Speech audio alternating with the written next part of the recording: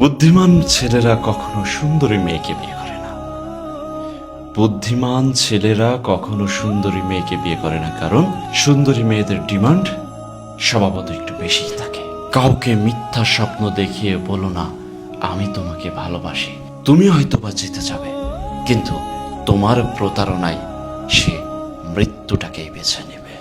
যে মানুষ অন্যদিকে তাকিয়ে কথা বলে সে মানুষ অন্তত পক্ষে আপনার ভালো কখনোই চায় না। যে মানুষের কথা বলার সময় চোখের মনি ঘোরে বেশি, নিশ্চিত থাকুন সেই মানুষটি মনে মনে অন্য কথাও ভাবছে। যে মানুষ মুখে মুখে আপনার প্রশংসা করে, খেয়াল করে দেখবেন সেই মানুষটি আপনাকে সব থেকে বেশি হিংসা করে।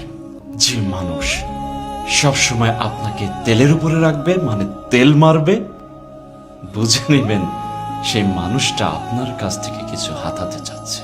যে মানুষ একই কথা বারবার বলে, বুঝে নেবেন সে মানুষ আপনার কাছ থেকে কিছু জানার চেষ্টা করছে। অন্যের মুখে নিজের প্রশংসা শুনে কখনো নিজেকে গলিয়ে ফেলবেন না, তাহলে আপনি কিন্তু ধরা খাবেন। আসুন আলোচনা।